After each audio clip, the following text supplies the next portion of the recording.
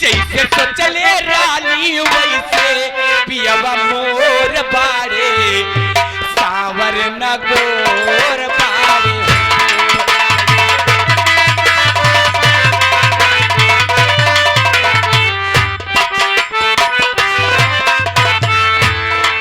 जैसे तो चले रानी वैसे धनिया मोर बाड़े सावर न गोर बाड़े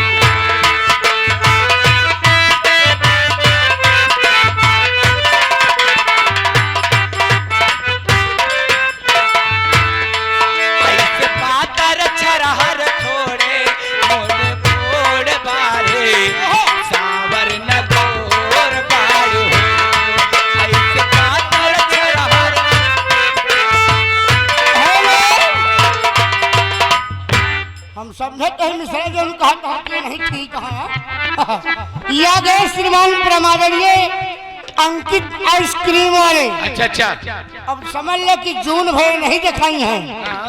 अंकित आइसक्रीम वाले 21 रुपया इनाम दाने की फरमाइश है।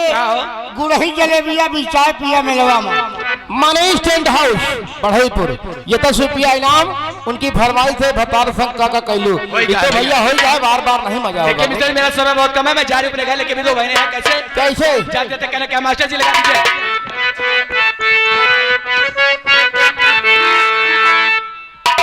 क्या बात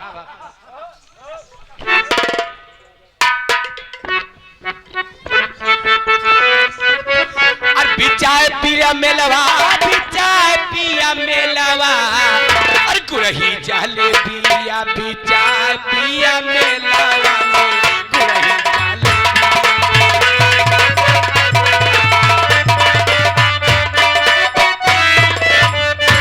गुरही चाय पिया मेलवा भी चाय पिया मेलवा में गुरही जलेबिया भी चाय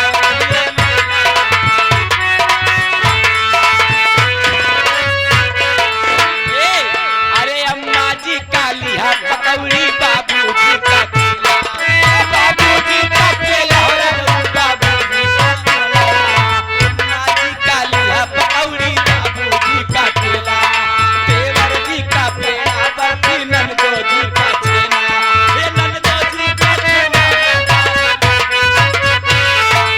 ले यहाँ गरम छना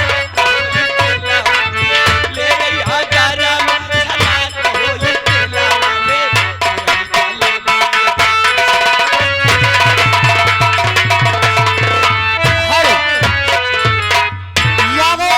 अजय अजय भाई ग्राम शाहगढ़ के रहने वाले 21 रुपया का इनाम पार्टी कोर्स भैया को धन्यवाद। भाई साहब देखते हैं यार बताई भाई समझ से देखते हैं 21 रुपया के इनाम पार्टी कोर्स भैया को धन्यवाद। सुंदर ही गौहनिया ये उनकी फरमाइश है 21 रुपया इनाम दिए हैं। और सोनू भाई ये सरुआ रहने वाले हैं 10 रुपया दिए थे। उनकी फरमाइश है पीछे पड़ल अहिर बेईमनवा हम गवनवा कहिया जाओ ये गाने की फरमाइश है। दादाजी अभी से लेकर सुबह भर में आपकी फरमाइश जरूर हो जाएगी। अब कुछ देर बाद तो नहीं हो पाएगी संगीत में जरूर फरमाइश आपकी होगी मैं वादा करता हूँ।